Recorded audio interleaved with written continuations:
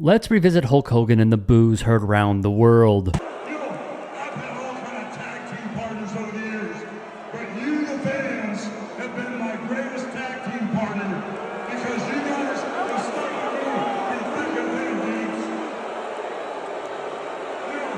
I've got a new tag team partner right now. I got Hulk Hogan's Real American Beer that I've teamed up. And in the past, I've had a whole bunch of partners down the line. I had incredible partners like, ooh, yeah, the Macho Man Randy Savage. I've had giant-sized partners like Andre the Giant. Following, of course, the fallout from his laughable appearance at the WWE's opening broadcast on streaming giant Netflix. And we hear from fellow wrestling legend Kevin Nash. If he wasn't ponied up financially with that Real American Beer with the WWE, because the last thing you want to do is with your logo, face, likeness on a can of beer that you're selling, cut a promo on the crowd. Nash's co-host, Sean Oliver, would then pose this question. Do you think a cool heel could move product? Nash would refer to the Hulkster's appearance at the RNC. A cool heel didn't come out on Trump's at the RNC and tear his shirt. That wasn't a cool heel. It wasn't cool, but it made him a heel. Not to the red, it didn't. He's over. He was over. You got to look at the play. The play was come out and then tear that All-American shirt off and have a Netflix shirt on. He thought that what he did at the RNC was going to work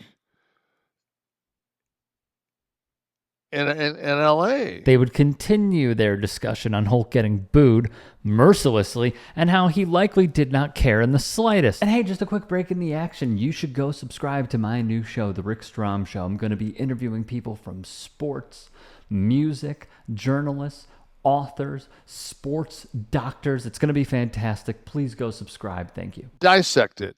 As soon as he realized that they were turning on him, he said, man, I've been doing this for 4 decades. Like, in other words, you guys, like, I'm Hulk Hogan. Like, if you don't have enough respect for me to not boo me out of this place, then you. I'm going to say what I have to say. I'm going to get my thing out. Oliver then says this. Are our friends, the McMahon family, so ensconced in the bubble, and I don't mean the wrestling bubble, I mean the MAGA bubble, that they don't realize they're in L.A.,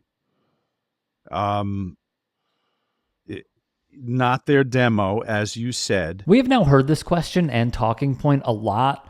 So just to clear it up, Kaz spoke with Ariel Helwani on why Hulk was booed. For many reasons, whether it's his questionable history with racism, whether it's his political affiliations, which I'll tell you what, I know a lot of these guys in WWE, if political affiliation stopped me from being fans of some of those dudes, I probably wouldn't be fans with a lot of professional wrestlers. I can assure you, it didn't have much to do with that. I just think the wrestling fan over the past 15 or 20 years have gotten to know who Terry Bollea is for the past several years, and they let him know exactly what they think about him. And when it comes to that sort of stage, it was a chef's kiss. It was like, thank you, WWE Universe. Thank you, fans, for not disappointing me and letting me know that we are going to the future. We are going to take pro wrestling to new and bigger heights than it's ever been before. And for everything that Hulk Hogan has accomplished, we are totally okay moving forward without you. Can't get more succinct than that. Kaz would continue. If you're asking me specifically as a fan, like, yeah, I've been booing Hulk Hogan for the better part of the last decade based on the things that he's said in actual documents that have been proven for him to just, not really care for people who look much like me. Let's pause here because there was another influential voice who echoed this sentiment. Hulk Hogan got booed out the building. I was one of them. I'll show you the video. Really? Yeah. What was that about? Me, Eric Andre, and Wale was giving it to him. I love it. Absolutely, bro. Yeah, I don't, But why, though? Oh, so if you don't mind me asking, but why? The hating. Okay. Yeah, The no, race, like the racism, bro. Yeah. It's just hard to forget how detailed that rant was. And if you look up his rant, it's very detailed. And I get a lot of people online who are like, oh well, he would be mad if he found out about that whole generation. Yeah, well, when I find out, I'll be mad. O'Shea Jackson Jr. would reference this. Hogan is heard on the tape, which was recorded in 2006, talking about his daughter Brooke, who he accused of sleeping with an African American. I mean, I am a racist to a point. But then, when it comes to nice people and whatever, then says, I mean, I'd rather, if she was going to I'd rather have her marry an 8-foot worth $100 million, like a basketball player. Guess we're all a little racist. On top of that, I don't think political leanings had that much to do with it, because just a few moments earlier, the Undertaker comes out in his motorcycle, and nobody seemed to boo him. He came to rev the motorcycle. Rhea Ripley did the fist up, and we all know where the Undertaker leans. He had Donald Trump on his podcast. Nobody booed him.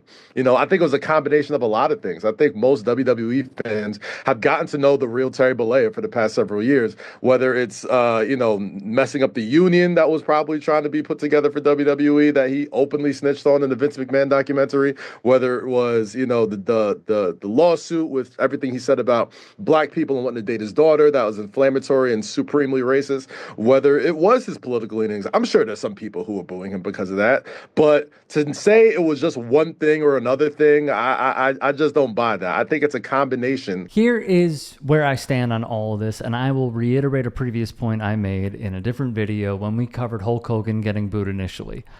I agree with Kaz that it is all of the above. It's a combination. And to say it's one thing is asinine. Those saying, and there were reports that Hogan even said this behind closed doors, that, oh, it's LA, it's Libby Lib LA.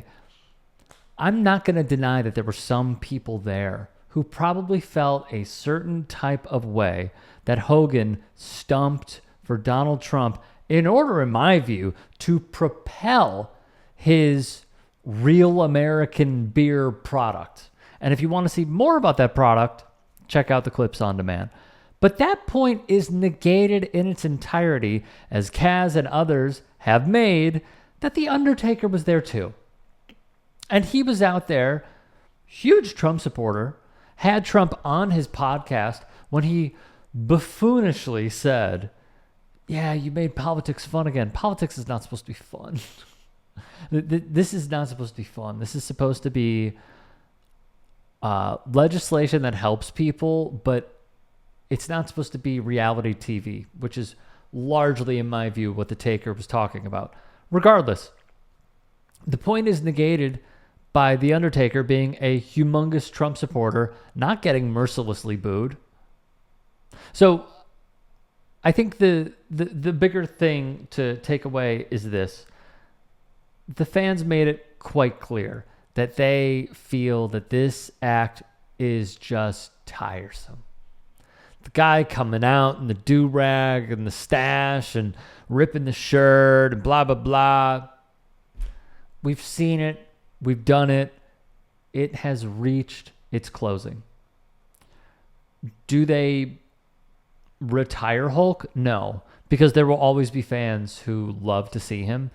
But it really feels like in the grand scheme of things, they're probably at the end. If you can and are willing, please become a paid member here at TYT Sports.